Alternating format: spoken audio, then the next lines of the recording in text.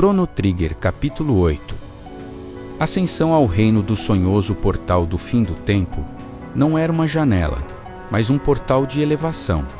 Eles não viajaram no tempo, eles ascenderam, deixando para trás a terra queimada do passado primordial, para um reino onde a gravidade era uma sugestão e a magia, o ar que se respirava. 12.000 Autorce.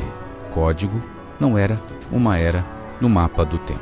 Era um suspiro de maravilha preso entre o céu e a terra. A transição foi de um extremo ao outro. O cheiro de cinzas e ozônio foi substituído por uma fragrância doce e etérea, como flores desconhecidas e néctar cristalino. O silêncio pós-apocalíptico deu lugar a uma sinfonia suave de harpas flutuantes e o murmúrio distante de uma cidade no céu. Sob seus pés, em vez de solo ou pedra flutuante, havia um chão de nuvem solidificada, branco e macio, que emitia uma luz própria. E acima, um céu de um azul perfeito, eternamente ensolarado, onde ilhas de terra suspensas por força de vontade flutuavam como navios graciosos. Zil, reino dos céus. Crono precisou de um longo momento para processar. Marrel soltou um suspiro de puro êxtase. Luca parecia prestes a desmontar a realidade com os olhos. Robo emitiu um sinal de maravilha estética não programada. Até Ayla, a força bruta da terra, parecia humilde diante daquele esplendor. Eles estavam na terra do céu, o reino inferior que sustentava as joias da coroa. Aqui, os não-magos, os simples terráqueos, viviam, e mesmo esse humilde nível era de uma beleza desconcertante. Edifícios de mármore branco e azul se erguiam com arquiteturas impossíveis.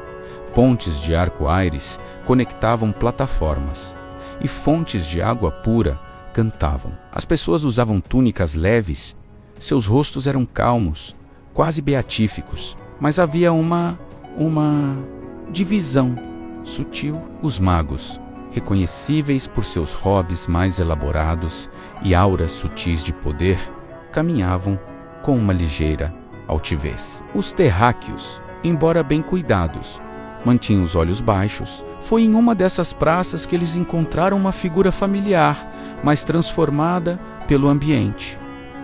Jainas, um misterioso garoto de cabelos azuis que haviam encontrado brevemente em uma torre no presente. Aqui, ele não era uma aparição fantasmagórica. Ele era um príncipe. Vestia robes finos de azul real e seu rosto pálido estava marcado por uma inteligência precoce e uma tristeza profunda. Ao seu lado, uma jovem mulher de beleza serena e cabelos lilazes. Shala irradiava uma bondade e um poder que eram duas faces da mesma moeda. Vocês realmente vieram, disse Jainas. Sua voz era um eco daquela que conheciam, mas mais jovem, mais vulnerável. Gaspar avisou, disse que chegariam. Shala deu um passo à frente, seu olhar acolhendo o grupo sem julgamento. Sejam bem-vindos, viajantes. O sábio do tempo nos falou sobre sua busca e sobre o perigo que vocês e todos nós enfrentamos. Foi Shala quem os conduziu através de um portal reluzente até a verdadeira maravilha, a terra dos sonhos, o reino superior que flutuava acima das nuvens. Aqui, a ostentação do poder mágico era absoluta. Palácios de cristal que capturavam a luz do sol e a refratavam em arco-íris. Jardins onde as plantas cresciam em padrões geométricos perfeitos. Criaturas mágicas, domesticadas, servindo como transporte.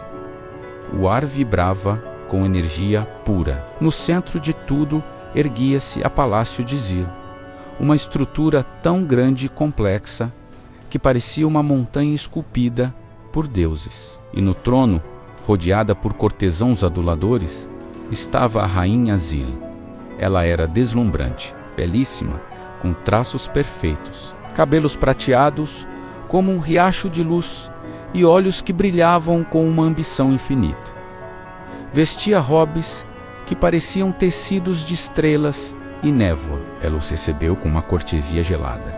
Viajantes de eras estranhas, sua voz era música, mas música calculada. Shala me falou de sua missão, sobre uma criatura chamada Lavos, um parasita. Dizem vocês. Curioso, ela os conduziu ao grande tesouro do reino, a máquina Maman. Localizada nas profundezas do palácio, era uma monstruosidade de tecnologia arcaica e magia bruta. Uma câmara gigante com um núcleo pulsante que canalizava uma energia dourada e terrível de uma fonte muito abaixo. O ar ali era carregado, opressivo. O cheiro doce do reino dava lugar a um odor metálico e ácido. Esta é a fonte do poder de Zil, anunciou a rainha com orgulho irrefreável. Ela tira a energia vital do planeta e a refina em magia pura. É o que nos mantém nos céus, o que nos torna divinos. Shala olhou para a máquina com uma dor profunda. Jaina se encolheu, como se a energia o machucasse. O grupo, entretanto, sentiu um calafrio. A energia era familiar. Era a mesma assinatura corrompida de Lavos. A máquina Maman não estava simplesmente usando a energia do planeta. Estava perfurando o casulo do parasita adormecido e bebendo de sua essência. Zil não flutuava pela magia. Flutuava pelo sangue de um deus adormecido que ela tratava como uma vaca leiteira. A rainha Zil, porém, estava além de qualquer aviso. Seus olhos brilharam com uma luz fanática. Lavos não é uma ameaça. É uma dádiva, um ovo cósmico. E nós, os escolhidos, vamos incubá-lo, extrair todo o seu poder e nos tornarmos mestres, não apenas deste mundo, mas de todos os tempos. O projeto Lavos é a nossa ascensão final. Shala tentou protestar, falando de sonhos perturbadores, de um frio que vinha das profundezas. Jaina olhou para Crono, um pedido silencioso de ajuda nos olhos. Mas a rainha já havia tomado sua decisão. Ela ordenou que o grupo fosse tratado como convidados honorários, um termo polido para prisioneiros sob vigilância. Naquela noite, confinados em aposentos opulentos, Shala veio secretamente visitá-los. Seu rosto estava marcado pelo cansaço e pelo medo. A Maman Machine. Ela está corrompendo minha mãe. Corrompendo tudo. Ela sussurra para ela. Sonhos de poder infinito. E a outra coisa, ela hesitou, o mestre dos oceanos. Um dos 3 mestres originais que ajudaram a construir a máquina. Ele sumiu. Os outros, o mestre do fogo e o mestre da terra, estão cada vez mais reclusos, temerosos. Eles sabem que algo está terrivelmente errado.